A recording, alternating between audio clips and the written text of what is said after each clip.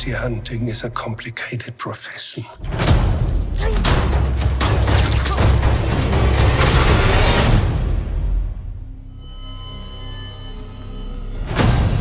Don't you agree?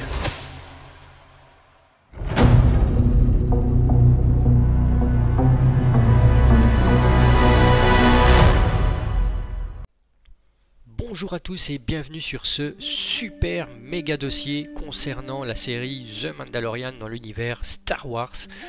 Un dossier énorme qui sera scindé en 4 gros chapitres. Le premier gros chapitre vous contera un petit peu l'histoire des Mandaloriens, donc pas depuis le début, les origines vraiment primaires des Mandaloriens, mais plutôt l'histoire à partir des guerres civiles mandaloriennes avec les Jedi et les autres factions de l'univers Star Wars. On va ensuite parler des différents kits déjà disponibles dans le jeu, donc Star Wars Galaxy of Heroes, donc que ce soit les personnages terrestres, les vaisseaux, personnages du côté obscur, lumière. Petit rappel donc de tous les kits déjà présents dans le jeu jusqu'à ce jour. Je vais ensuite parler justement, grâce à ces kits, ça va nous amener aux différents teams viables. Quels teams sont viables pour descendre une Darth Revan, une team Padmé, une Grievous, voire même une Rey GL ou encore une Palpatine GL. Et ce dossier se terminera par de la spéculation. Quel sera le prochain toon que CG va nous offrir donc en provenance de la série The Mandalorian? Est-ce que ce sera un toon terrestre? Est-ce que ce sera un vaisseau? Est-ce que ce sera une nouvelle map pour les batailles de territoire ou je ne sais pas moi, un nouveau raid? Pourquoi pas? Est-ce qu'on peut rêver un nouveau raid issu de la série The Mandalorian? Ça serait tout bonnement exceptionnel. Alors je passe sans plus tarder au premier chapitre de ce dossier, à savoir un peu d'histoire sur les origines mandaloriennes. Alors aussi loin que remonte l'histoire connue des Mandaloriens, cette dernière est jalonnée de combats et de guerres. En des temps anciens, des guerriers mandaloriens effectuèrent une série de croisades qui les amenèrent à entrer en conflit avec l'ordre Jedi. Au cours de cette période, les Mandaloriens affrontèrent et furent battus par les chevaliers Jedi à de multiples reprises. À l'époque de la guerre des clones, des peintures murales retraçant ces exploits pouvaient être vues à Sundari, la capitale de Mandalore, et sur la lune Concordia. Les Mandaloriens affrontèrent également l'Ancienne République. Au cours de la chute de la République, des membres de la maison Vizsla prirent d'assaut le temple Jedi sur Coruscant et récupérèrent le sabre noir. Ce sabre laser, unique en son genre, avait été fabriqué par Tarre Vizsla, le tout premier Mandalorien à être devenu Jedi. La planète Concordown, une colonie mandalorienne, fut ravagée par plus d'une centaine de conflits opposant uniquement les Mandaloriens entre eux. Ces siècles de conflits permanents affectèrent Mandalore un peu plus à chaque fois. La dernière lutte qui opposa les Mandaloriens aux Jedi causa un cataclysme d'une telle ampleur que la surface de Mandalore fut transformée en un désert sans vie. Depuis, ses habitants furent contraints de vivre à l'intérieur de dômes scellés hermétiquement. Au cours des années qui précédèrent l'invasion de Naboo, une nouvelle guerre civile ravagea les rangs des Mandaloriens, la guerre civile mandalorienne. Ce conflit opposa ceux souhaitant que Mandalore renoue avec sa tradition guerrière et les nouveaux Mandaloriens dirigés par Satine Kryze. À la fin du conflit, Satine Kryze devint la duchesse de Mandalore. Les clans guerriers se retrouvèrent exilés sur Concordia. À l'insu des nouveaux Mandaloriens, le gouverneur concordien Pre Vizsla s'employa à redonner vie à la culture mandalorienne traditionnelle pendant la guerre des clones. Il forma ainsi la Death Watch, un groupe terroriste contestant l'autorité de Satine Kryze et des siens. Conspirant avec le comte Dooku de la Confédération des systèmes indépendants, la Death Watch attira l'attention de la République galactique en commettant plusieurs actes terroristes sur Mandalore, un croiseur républicain et sur Kalevala. Ces attaques devaient pousser le Sénat galactique à intervenir sur Mandalore. La Death Watch aurait eu toute l'attitude pour repousser cet envahisseur, gagner le soutien de la population et des séparatistes. Toutefois, la duchesse Satine découvrit le complot et se rendit jusque Coruscant où elle parvint à convaincre le Sénat de préserver la neutralité de Mandalore. Oni, la Death Watch, fut contrainte à l'exil et ses membres devinrent des mercenaires. Vizsla s'allia à un temps avec le sénateur séparatiste Lux Bonteri pour tenter d'assassiner Dooku. Plus tard, avec le soutien du collectif des ombres de Darth Maul, la Death Watch parvint à faire un retour triomphal sur Mandalore. Toutefois, Vizsla tenta d'évincer Maul. Le Sith affronta et vaincut le Mandalorien sans peine au cours d'un duel. Maul prit la tête de Mandalore et de la Death Watch. Bo-Katan Kryze refusa de lui jurer fidélité et se rebella avec quelques-uns des siens, déclenchant ainsi une guerre civile. Le maître Jedi Obi-Wan Kenobi chercha à faire la lumière sur le coup d'État et à libérer Satine Kryze. Maul assassina la duchesse sous le regard impuissant du Jedi. Kenobi put toutefois s'évader à l'aide de Bo-Katan. Il retourna sur Coruscant pour avertir la République de la situation de Mandalore. Entre-temps, le chancelier suprême Palpatine, secrètement le seigneur noir des Sith Dark Sidious, captura Maul et l'envoya dans la flèche de Spire sur Stygéon. Les super commandos mandaloriens de Maul prouvèrent leur loyauté en le libérant. Pris entre le feu de la République et de la Confédération, Maul ne put conserver son influence sur Mandalore qui fut finalement occupée par l'Empire galactique. Pendant l'occupation impériale, les protecteurs établirent une base sur la 3e lune de Concorde Down et furent payés pour assurer la protection du système au nom de l'Empire. Sous l'égide du vice-roi Gar Saxon, le reste des Mandaloriens furent amenés à servir au sein de l'armée impériale en tant que super commandos impériaux. Environ 2 ans avant la bataille de Yavin, Saxon et ses super commandos annihilèrent les protecteurs, poussant ainsi Fenn Rau à rejoindre la rébellion. Plus tard, dans l'année, Sabine Wren retrouva le sabre noir sur Dathomir après que Kanan Jarrus, Ezra Bridger et elle y eurent affronté Maul. Sous la pression de Rau, de Jarrus et de Hera Syndulla, Wren accepta d'apprendre à manier le sabre noir afin de réunifier son peuple et de venir renforcer la rébellion. Une fois son entraînement achevé, Sabine, accompagnée de Rau, Jarrus, Bridger, retourna à la forteresse du clan Wren sur Crow Nest. La Sabine tenta de convaincre sa mère et dirigeante du clan, la comtesse Ursa Wren, de rejoindre la rébellion. Dans un premier temps, la comtesse décida de livrer les Jedi et Sabine ainsi que le sabre noir au vice-roi Saxon en échange de la grâce de sa fille. Saxon refusa de tenir parole et déclara le clan ennemi de l'Empire. Ursa et son fils Tristan affrontèrent le vice-roi et ses super commandos aux côtés des Jedi et de Rau.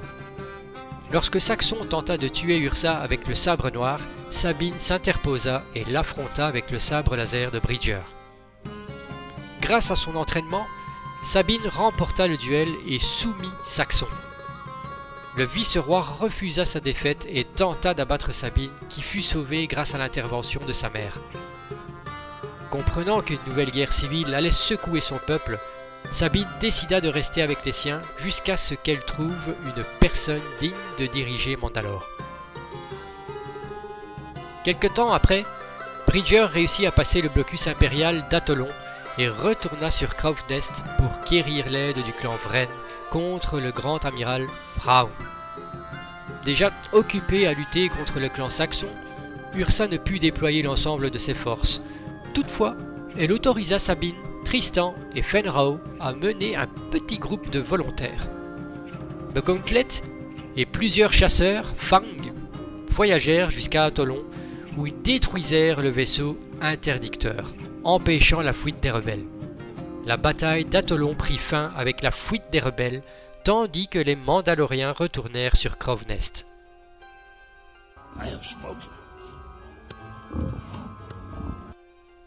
Forcément, après ce petit récapitulatif donc sur l'histoire des Mandaloriens, je vous invite à découvrir les deux excellentes séries que sont The Clone Wars ainsi que Star Wars Rebels. C'est forcément dans ces deux séries-là que j'ai pioché un maximum d'informations vidéo pour alimenter ce premier chapitre. Et donc c'est en toute logique que je vous oriente à 200 000% vers ces séries qui sont tout bonnement excellentes. Et voilà, elles sont disponibles en streaming sur la plateforme de Disney. Elles sont, je pense, quelques-unes des saisons sont également disponibles sur Netflix, s'ils ne les ont pas déjà enlevées, à cause de la nouvelle plateforme de Disney+.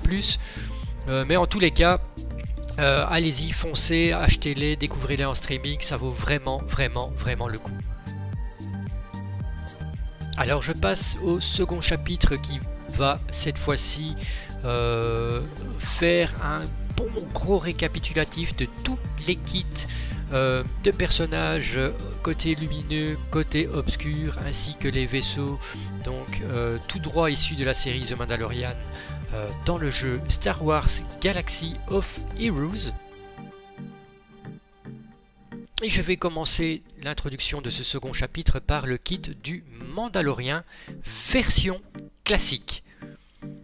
Alors un kit très intéressant dont les particularités sont d'obtenir et donner des buffs de chance de coup critique ainsi que des buffs de dégâts critiques. Il gagne et donne du TM au chasseur de primes quand il porte un coup critique. Alors pourquoi j'insiste que c'est important, ce fameux buff de chance de coup critique ou dégâts critiques avec sa basique ou sa première spéciale? Parce que quand la prime est activée et s'il dispose d'un de ces deux buffs, donc chance de coup critique ou dégâts critiques, il obtient une nouvelle capacité désintégration. Et désintégration va vous permettre de OS, donc insta-kill, directement tuer un adversaire. Alors au niveau des synergies, il synergise parfaitement avec son pote Greef Karga, ainsi qu'avec les chasseurs de primes en général. Alors le kit de justement Greef Karga, le pote du Mandalorien version classique.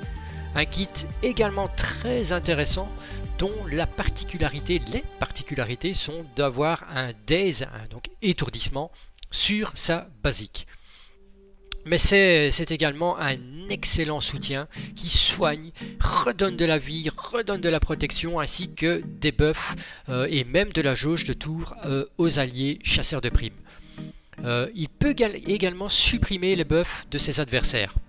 Alors quand sa prime est active, il se met sous camouflage et il distribue encore plus de buffs aux alliés chasseurs de primes. Il synergise parfaitement avec le Mandalorien version classique et les chasseurs de primes.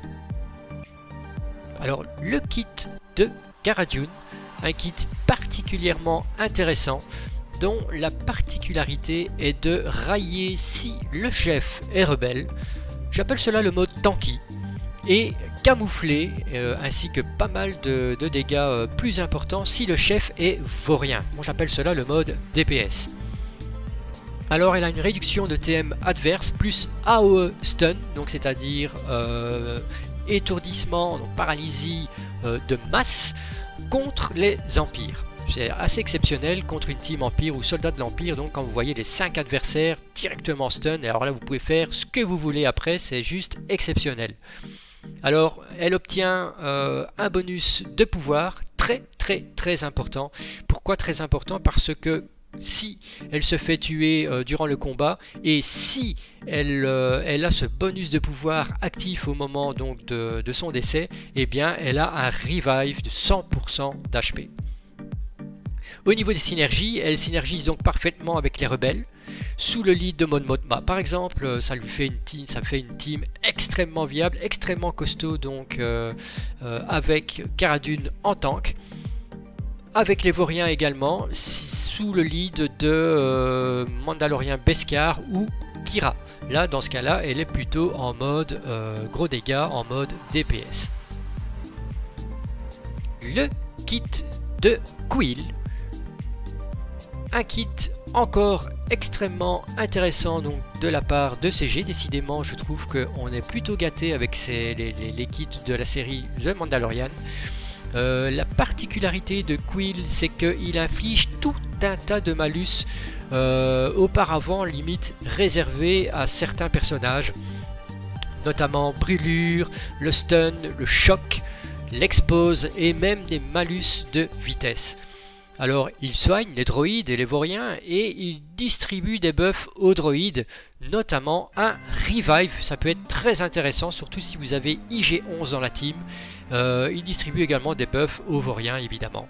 Alors il synergise parfaitement avec IG-11, mais aussi avec d'autres droïdes comme par exemple T3-M4 ou encore L337, pourquoi pas, ainsi que les vauriens. D'ailleurs L337 est un vaurien, donc ça pourrait être intéressant d'avoir une team, donc L337 Quill, pourquoi pas, à tester. Alors le kit justement de IG-11, on en parlait il y a un instant avec le kit de Quill, très intéressant. Les caractéristiques, donc les particularités principales du kit de IG-11, c'est qu'il a une AOE malus de ténacité ainsi que des dégâts sur tous les ennemis.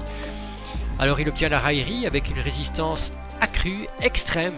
C'est un tank très solide avec je crois plus de 200k HP. Si je ne dis pas de bêtises, c'est le tank qui a le plus de vie dans le jeu Star Wars Galaxy of Heroes. Alors, il récupère masse protection, il soigne les alliés, il dissipe les malus des droïdes et vauriens à chaque début de ses tours. Franchement, très bon tank, très bon soigneur. Les malus ainsi dissipés se transforment en dégâts sur la durée, plus communément appelés DOTS, sur les adversaires aléatoires. Synergie avec Quill, forcément, ainsi que les droïdes et les vauriens. Nous allons maintenant parler du kit de l'armurière, un kit encore, et oui, encore extrêmement intéressant, dont les principales particularités sont le lead. J'ai voulu mentionner le lead et non pas le lead des autres, parce que bon voilà, ils ont tout un tas de particularités bien différentes, mais le lead de l'armurière me fait vraiment penser à celui de Bastila Shan, à savoir qu'elle attribue 200% de protection, donc vous ne savez pas dissiper ce buff, et l'immunité au coup critique pendant 2 tours. Elle peut également infliger la destruction d'armure, et il y a des mass assists entre Mandaloriens, donc avec les Mandaloriens, pardon, et ainsi que les porteurs d'armure en Beskar. Pourquoi porteurs d'armure en Beskar? Parce que l'armurière, via un gain de lingots de Beskar, peut attribuer, confectionner des armures en Beskar à ses alliés. Tout dépendra du nombre de cumuls donc le cumul de lingots de Beskar, maximum 3. Selon que vous avez 1, 2 ou 3 lingots de Beskar, donc l'armurière fabriquera une armure à un allié, et chaque grade d'armure attribuera des buffs bien spécifiques à cet allié. Au niveau de la synergie, très polyvalente, puisque c'est un fonctionnement un petit peu à la manière d'un Wat Tambor ou encore Hermit Yoda. Alors le kit maintenant du Mandalorien version armure en Beskar, un kit dont les particularités sont... le kit en fait est entièrement basé sur un gros dégât, un gros DPS appelé oiseau siffleur. En fait, quand les alliés et vous-même faites des dégâts sur les adversaires, vous accumulez donc vous faites des cumuls d'oiseaux siffleurs, maximum 20. Et quand vous lâchez cette capacité oiseau siffleur, ça fait un énorme dégât sur un adversaire. Alors il dissipe les malus et il redonne de la protection à tous les vauriens, en plus de diminuer le TM des adversaires. Il obtient également des tours bonus pour chaque allié qui passe sous les 75% de vie.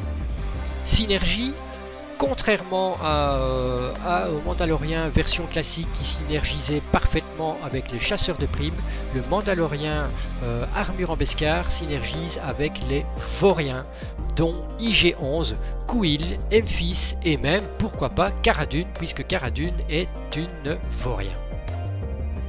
On passe au kit de Bo-Katan Kryze, un kit qui pour le moment est plutôt décevant.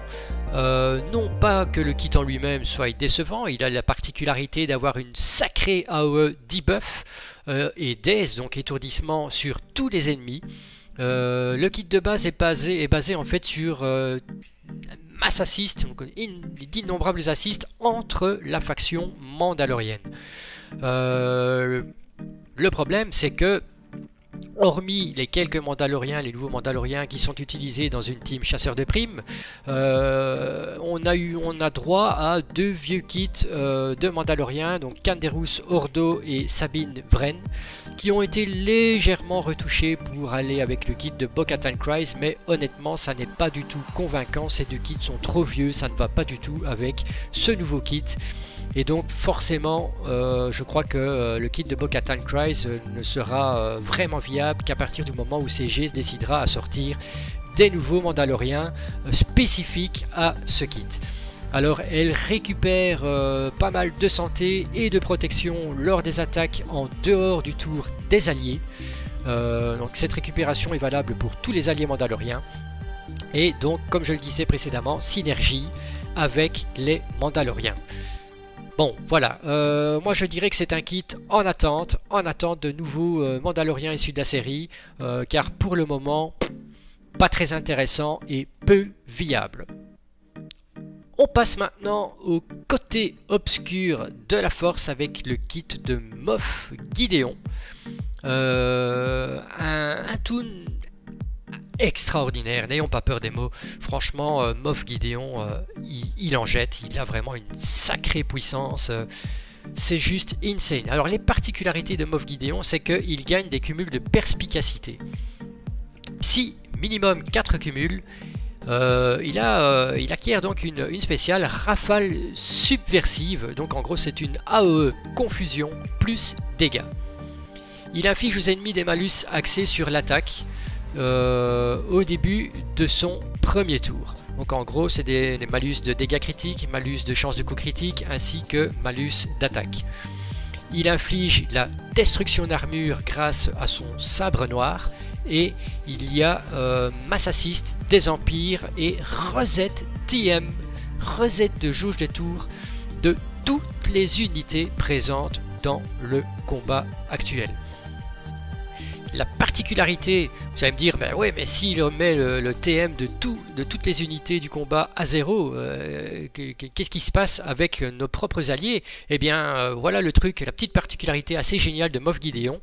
Reset TM sur toutes les unités, et puis paf, 25% de TM sur vos alliés, ainsi que des buffs selon la classe.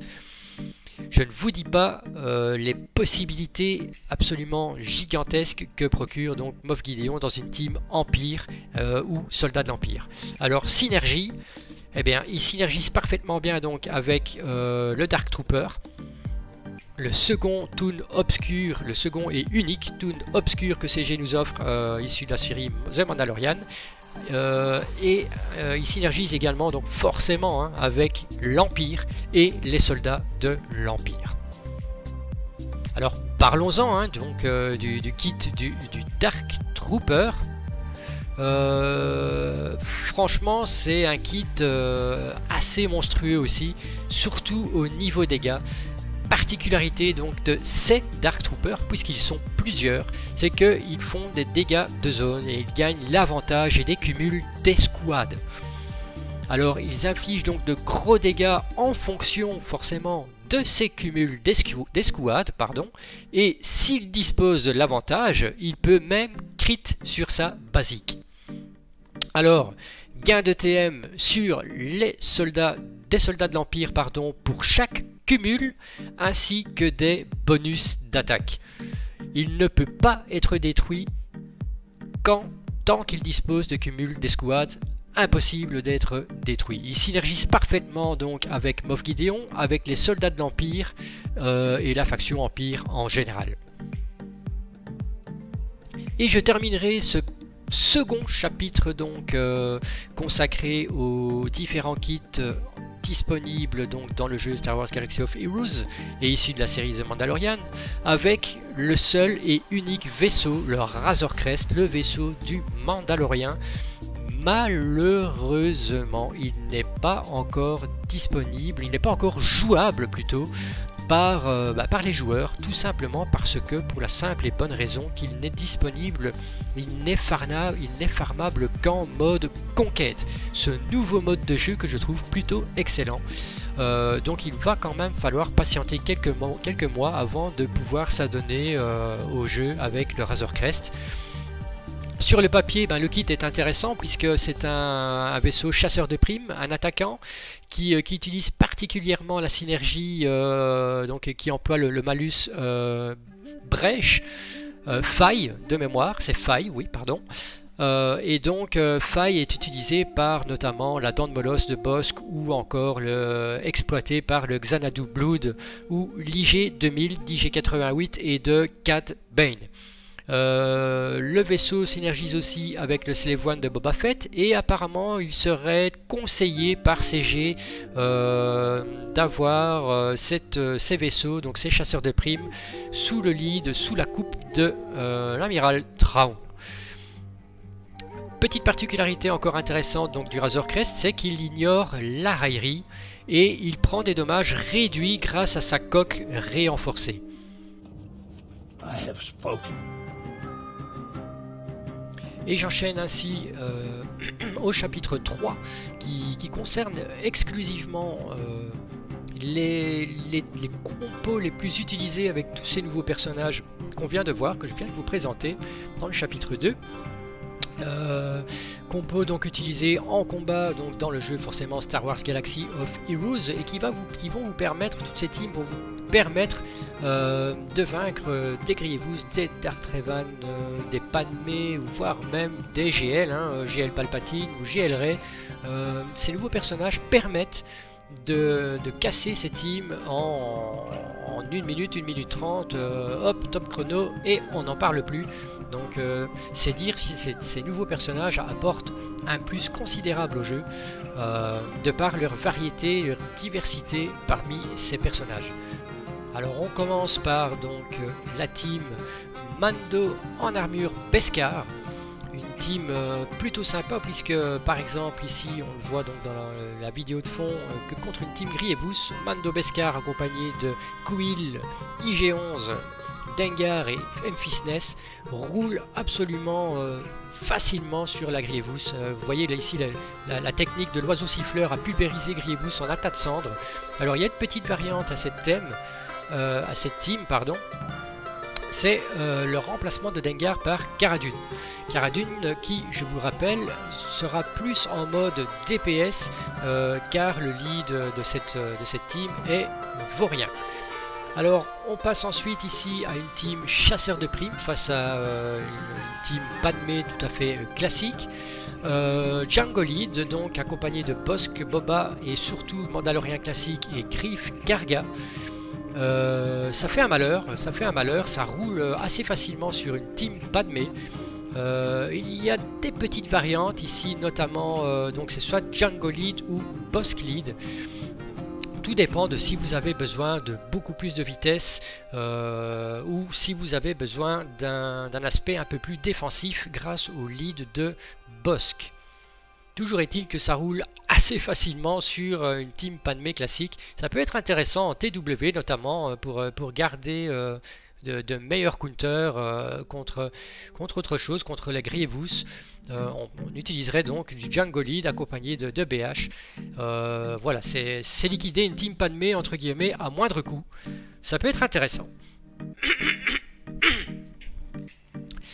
Ensuite, on va passer à une team plutôt côté obscur, puisqu'il s'agit de la team Veers Piet est surtout accompagné de Moff Gideon, ainsi que le Death Trooper et le Range Trooper, une team assez formidable, tout simplement parce que ça peut pulvériser, vous allez le voir ici en combat de fond, le GL Palpatine en un rien de temps, et qui plus est accompagné de Darth Revan, Malak, Bastila Shan Fallen et Traya. C'est franchement pas du gâteau d'éclater cette team, et les soldats de l'Empire s'en tirent à merveille. Forcément, Moff Gideon fait beaucoup de taf dans cette team. Il n'est pourtant pas indispensable pour abattre une GL Palpatine, mais franchement, vous le faites d'une manière beaucoup plus smooth, beaucoup plus facile, beaucoup plus fiable. Donc voilà, Moff Gideon ici qui fait un reset TM de toutes les unités et qui ensuite redistribue 25% TM aux soldats de l'Empire, plus un tas d'autres buffs. C'est juste exceptionnel, vous contrôlez les adversaires en face qui ne jouent pratiquement plus durant le combat. Voilà, c'est ni plus ni moins. Alors il y a des petites variantes. Moi je vous ai mis une variante avec forcément Moff Gideon accompagné des puisqu'ils sont plusieurs, des Dark Troopers à la place du DT. Alors c'est un choix, le DT, la grenade du DT, elle est juste fantastique pour debuff les bonus adverses. Cependant, si vous voulez un peu plus de DPS encore que le Death Trooper, les Dark Troopers, franchement, c'est une bonne alternative puisqu'ils font masse dégâts. Ils donnent encore du TM aussi aux soldats de l'Empire. Et voilà, c'est une seconde team Veers-Lead assez extraordinaire. Qui peut battre donc du GL, qui peut battre d'autres petites teams méta. Quand je dis petites, c'est les teams secondaires comme les Sœurs de la Nuit ou les chasseurs de primes, pourquoi pas. Ça peut même rouler sur les chasseurs de primes sans sourciller. Une troisième team, cette fois-ci avec Darth Vador en lead. Darth Vador, Moff Gideon, l'amiral Piet, Thrawn et Watt. Je ne vous ai pas mis le combat de fond, tout simplement, voilà, je l'ai zappé. Mais cette team avec Darth Vador en chef permet de casser du Rey GL. Et même si Moff Gideon n'est pas indispensable pour péter une Rey GL, c'est un petit peu comme avec les Troopers face à Palpatine GL. C'est beaucoup plus simple, beaucoup plus facile et sécurisant d'employer Moff Gideon dans la team, tout simplement à cause grâce au reset TM de toutes les unités, et puis paf, il vous donne du TM à vos empires. Ça vous permet de contrôler la team adverse avec notamment donc les héros Finn et Pooh ainsi que les deux autres tanks. Vous les contrôlez d'une manière absolument faramineuse, et ça joue quasi pas en face. Rey meurt en 60 secondes et après vous n'avez plus qu'à cueillir les autres avec une pichenette. Donc voilà, une team formidable, Darth Vador, Moff Gideon, Amiral Piet, Thrawn et Watt. Voilà, ça c'était pour la présentation des teams les plus utilisés avec les nouveaux personnages de la série The Mandalorian. Il y en a d'autres, il y a des petites variantes, mais grosso modo en TW et en GAC, ce sont celles qui seront les plus utilisées et qui font le plus de miracles par rapport au team méta actuel.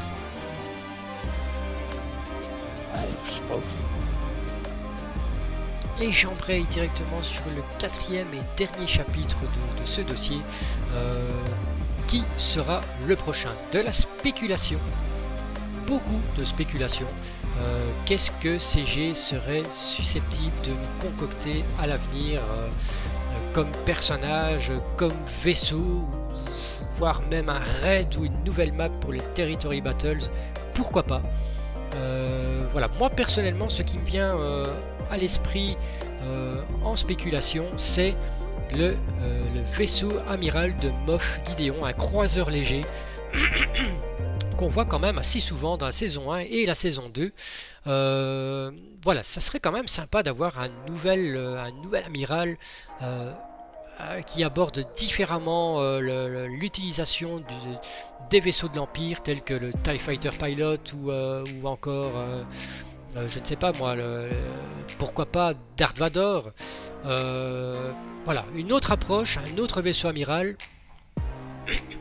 Je pense que c'est possible, même si dans l'absolu il y en a déjà 6, un septième ça ferait quand même beaucoup pour le peu de vaisseaux qu'il y a. Donc voilà, je n'y crois pas trop, mais ça valait peut-être la peine d'être évoqué. Ensuite, le Mandalorien Unmasked, le Mandalorien sans masque. Ça me paraît peu probable, j'ai entendu pas mal de joueurs spéculer à ce sujet, pardon. Mais moi personnellement ça me paraît peu probable. Pourquoi? Tout simplement parce que, attention, spoil, si vous n'avez pas vu la saison 2 du Mandalorien, veuillez zapper ce 4e volet.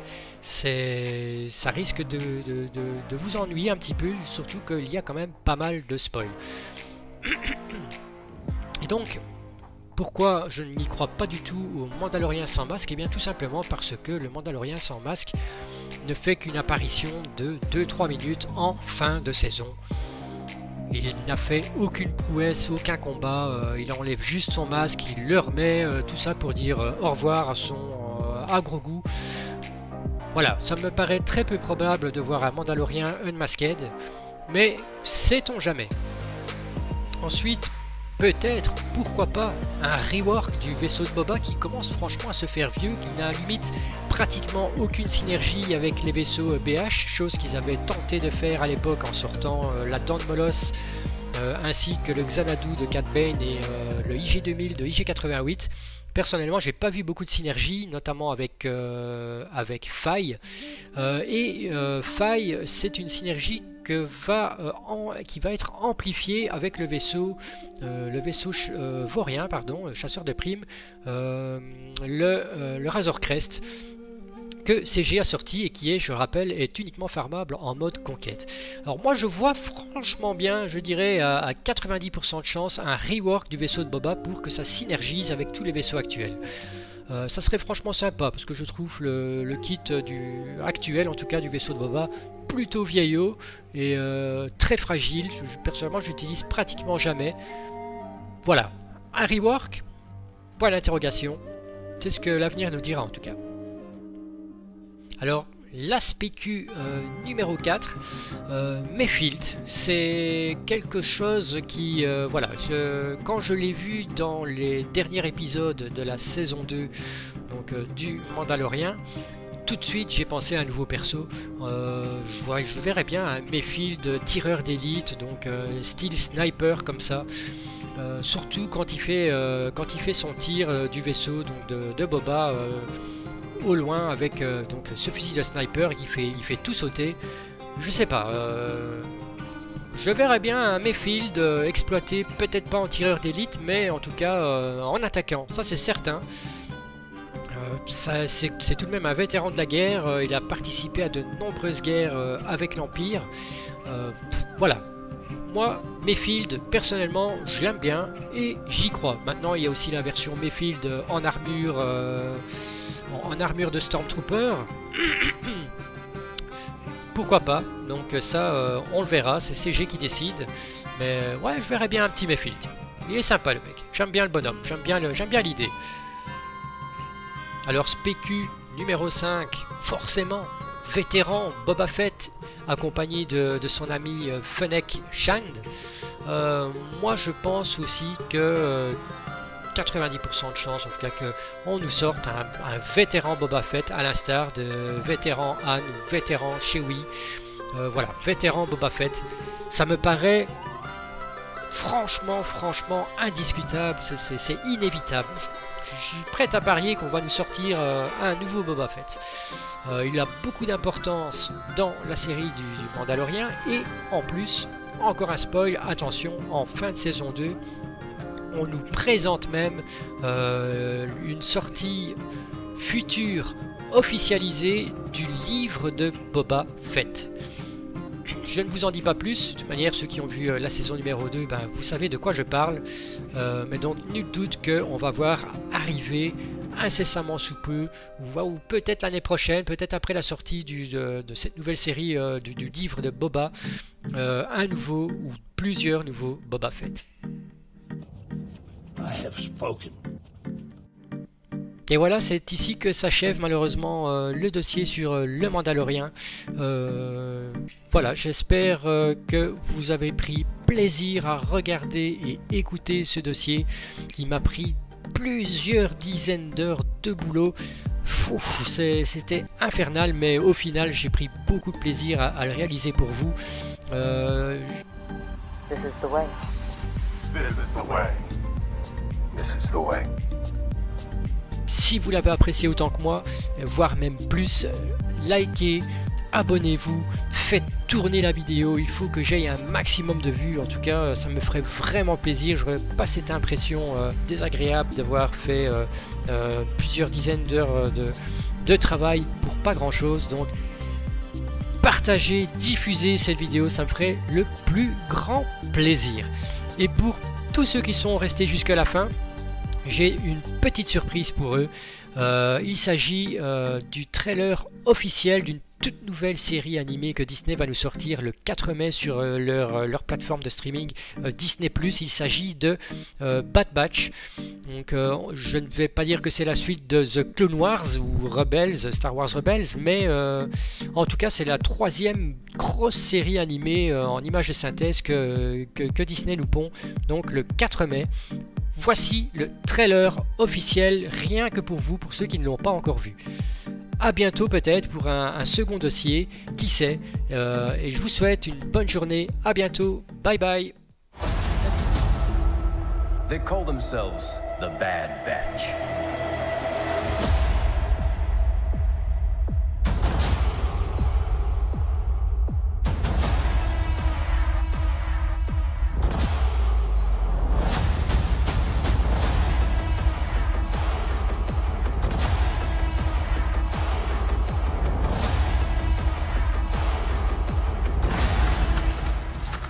The Republic will be reorganized into the First Galactic Empire!